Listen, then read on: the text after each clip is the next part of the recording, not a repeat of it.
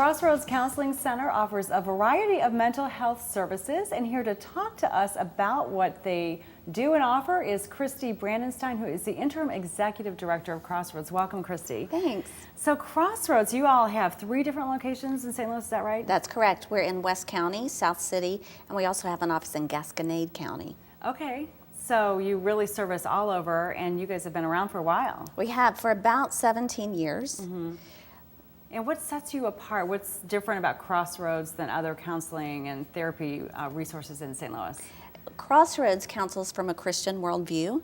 And so what that means, it's not that when we invite people in, we're beating them over the head with the Bible, but we have a worldview that really respects the dignity of every person that walks into the door. Mm-hmm. And we see ourselves as people who are also broken.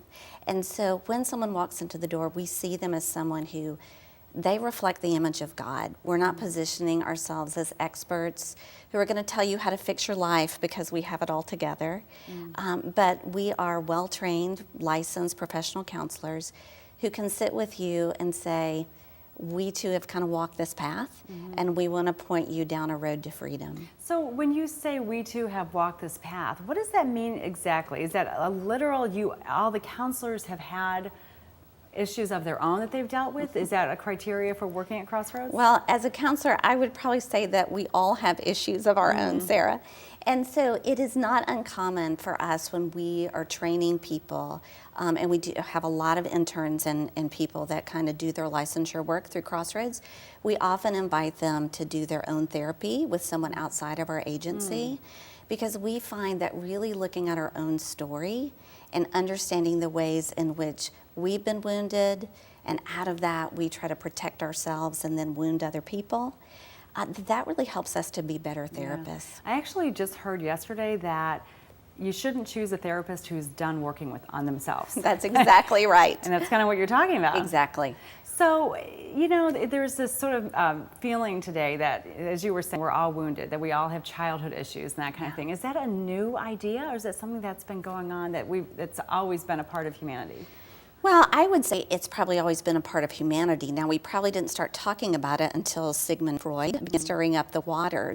But from a Christian worldview, what we would say is that we were made. In fact, tagline we use a lot at Crossroads, that we were made, originally designed to love the way that God loves.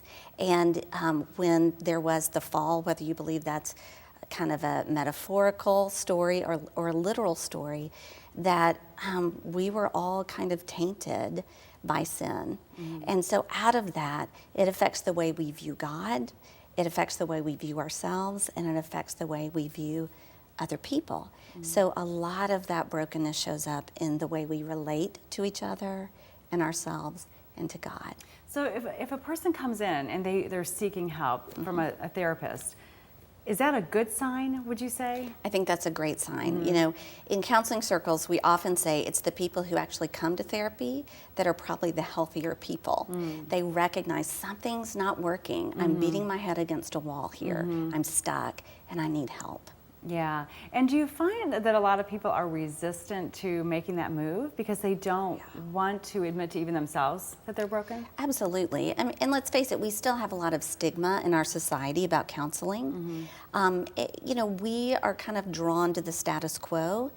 We just kind of want to stick with what's comfortable and what we hope is going to work. And what's very comfortable, a lot of the people who come to us, they're using a lot of things to cope that simply aren't working, and they've come through our door because it's become very clear to them this isn't working. Right. So how long do most people use your services? Is it something, I mean, listening to you, I'm feeling like, gosh, we should be in weekly therapy, all of us, like forever. It should just be part of our routine. But is there a sort of prescribed amount of time to kind of get people better off on a better foundation, in your opinion? Yeah, it's a great question. It's one that everyone asks when they start, but there's no real prescribed amount of time. Typically, it can go from 6 sessions to some people have been in counseling for several years. And so we typically kind of can decide together as therapist and client when we're done. We kind of have a sense of, you know, I've accomplished the goals I set out to accomplish, and I'm living more freely. Yeah, that's nice, but then you might be back. you never know. probably will be back the more Right. self-aware you become. Exactly. Yeah. We're going to take a quick break, but we'll be back with more from Christi and more about Crossroads Counseling and a big event that they've got coming up. So stay tuned to STL TV Live. We'll be back in just a few minutes.